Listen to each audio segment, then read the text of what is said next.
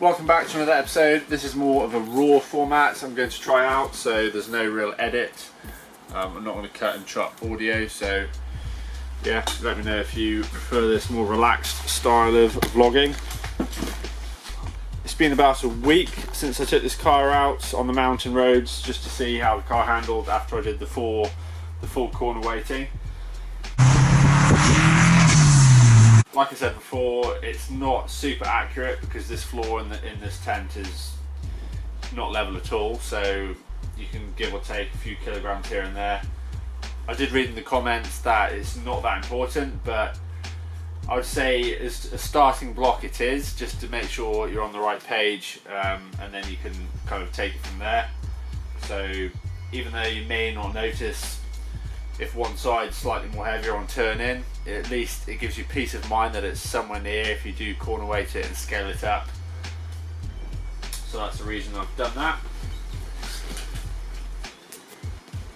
One thing I did notice when I was driving on the way back, actually, back home, I did notice going over things like drain covers or like where there's a sudden compression. On this corner here, there was like a knocking noise.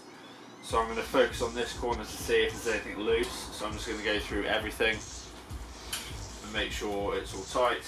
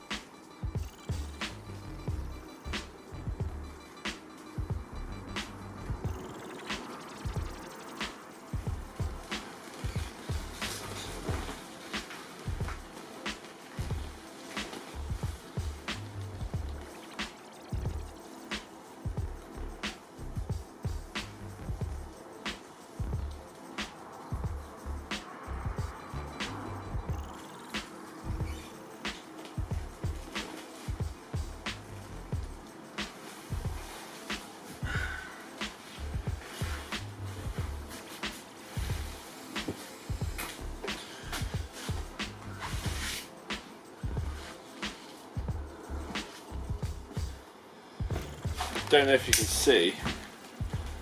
I'll try and get a bit closer.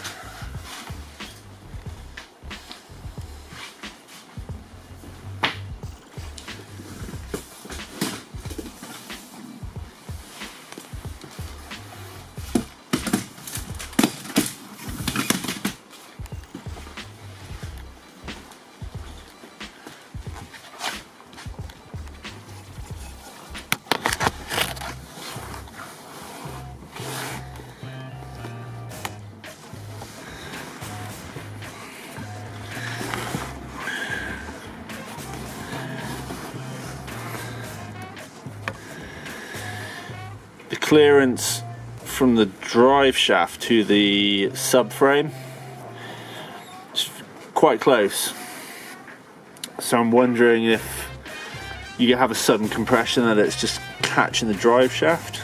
That would be terrible, because obviously I'd have to do something drastic to sort that out.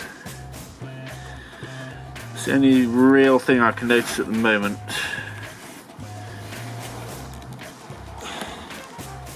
Nothing obvious on the top, so I'm going to jack the car up and have a look, take a closer look at the clearance on the drive shaft and also everything on the wheel assembly. So first I think I'm going to give a bit of love and care to this jack, because you can see the threads are not amazing.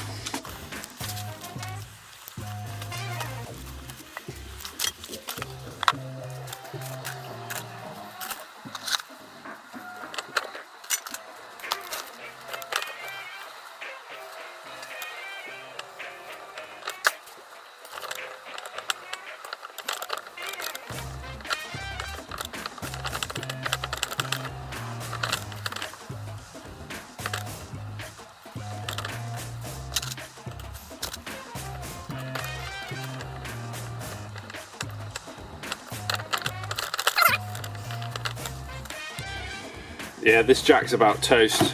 I did find my other one, which I think was the original one from the Peugeot. So I've got the wheel in the air.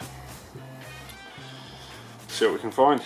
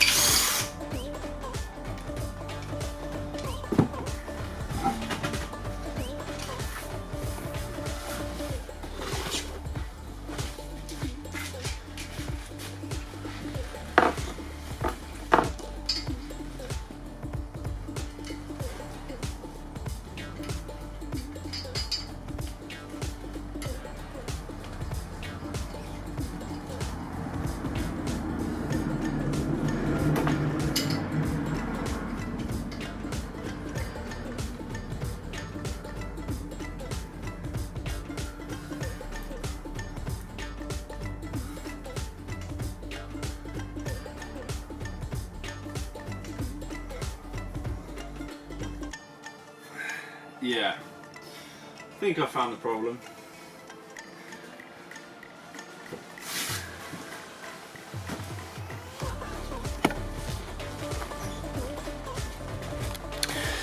Basically, when you buy really budget coilovers, if I slacken this off, you see the play?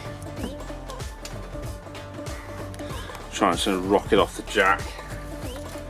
Basically the strut and the hub, or the bottom of the strut, it's not a very good clearance, so if you don't have that super tight, it rocks. So when weight is taken, well, if the weight transfer is really quick, it's likely to clunk. So that's probably the cause. You can see, I don't know if you can see the play.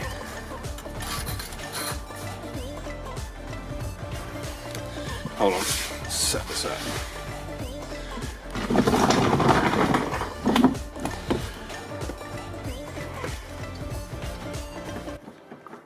See that? It does worry me a little bit. So maybe I should look into getting some decent coilovers, or at least some good second-hand ones. Huh. It appears I may have cut myself. I'm not sure quite where that's from. Pretty sure that's blood. Anyway,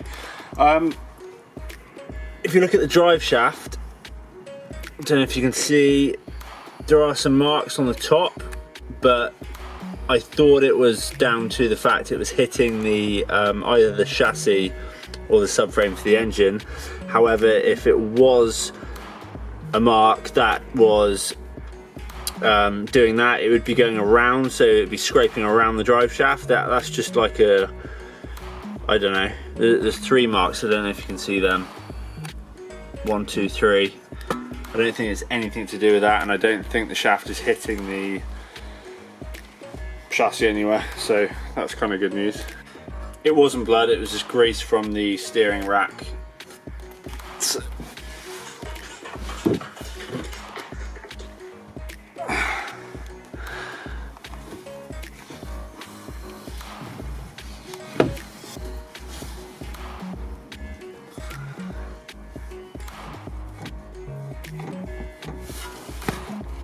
I'm just checking the play on the drive shaft. It's not too bad. There's a slight movement there.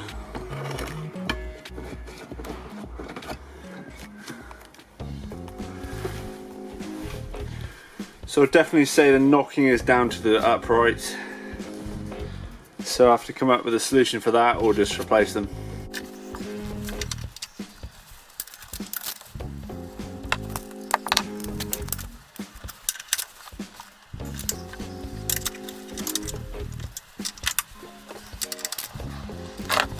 The reason why I'm fairly confident I know what the issue was with the knocking on here when I saw this was loose is it actually happened at the rear. When I first put the car together, there was the same knocking coming from the rear, and then I tightened the locker up essentially on the upright, and it stopped. So I'm pretty sure I've nipped that in the bud for now. I just have to tighten that up. It'll probably come loose unless I come with a solution to sort that. The next thing I want to do is just go around. Now I've had, I don't know how many miles I've put on it, almost 500 miles. I just want to check that the chassis is all good, so all the points that have been welded, especially on the uprights, for the suspension, there's no cracks or anything to be concerned about there. So I'm just going to go around and try and get a closer look and see what's going on.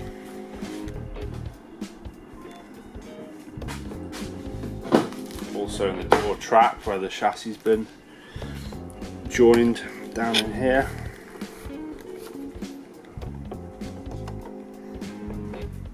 It looks fine to me.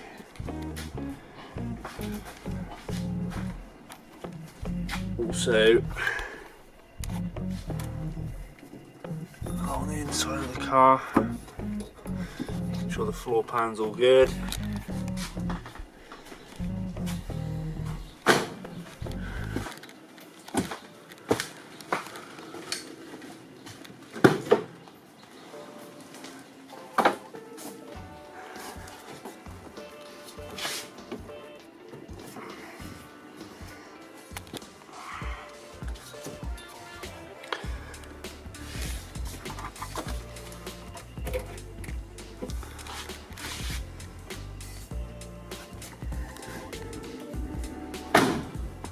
The fact to have a multi-point roll cage gives me a lot of confidence on the strength of the chassis.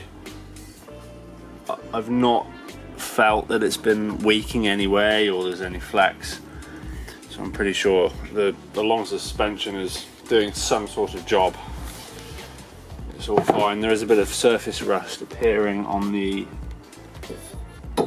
X bar at the rear, but that's just down to my DIY paint job.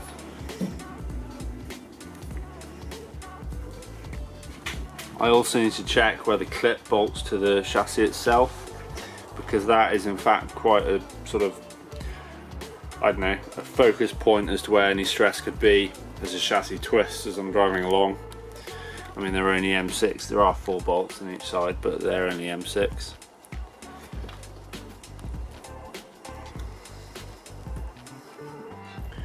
And also I need to get down on the front of the car somewhere where the chassis leg ends up and the clip bolts to it, but it's harder to get to. I'll probably have to get from underneath for that one.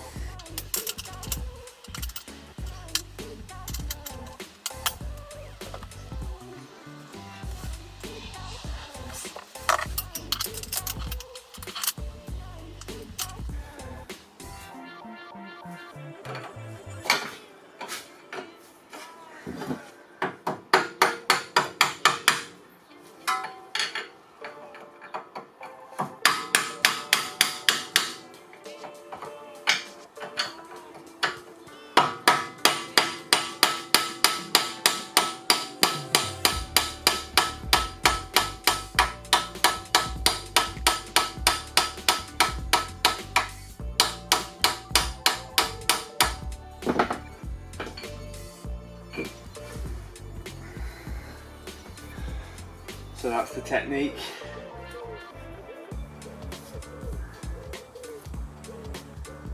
I could do with another locker really to lock that down. Yeah, not really sure what else can we do? I don't really want to stake it because if I want to adjust it again, I won't be able to. I might destroy the threads. Really, I just need to put my hand in my pocket and get some decent coilovers. It does sound as though there is some rattling going on with the trim, either inside or outside, but I can't really see anything here that's going to be making any noise. It could be the aluminium bits inside the car, the various covers that could be making that noise.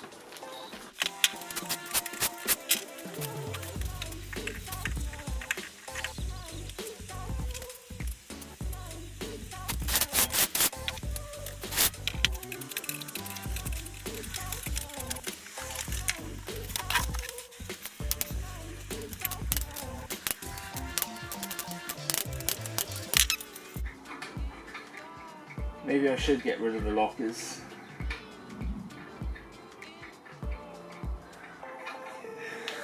Based on the fact that the collar was not locked onto the upright on the coilovers, I'm just going to do each one now and just make sure they're all okay.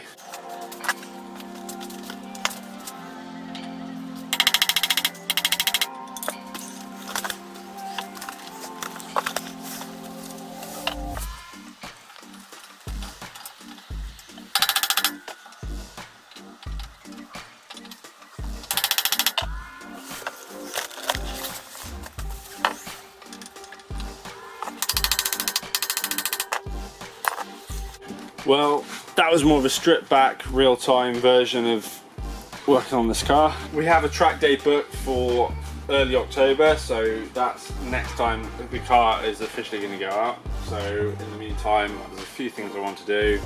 Ideally, I would like to relocate the fuel pump and put it in the back, and then maybe make a firewall out of polycarbonate that will go from, basically seal it from there to the roof. And it might reduce some of the noise in the cabin because it's pretty loud. I've got an intercom I want to install, a few other bits and pieces, so I'll try and find something to do with the car in the meantime. But yeah, it's all incremental improvements. I need to decide what I'm going to do with the tyre setup as well, because I have just winter tyres on, which are probably good for cold, wet weather. But if it's still dry in October, I want something with a bit more grip that will give me a bit more confidence in the corners. I still need to label up the center console with all the functions as well.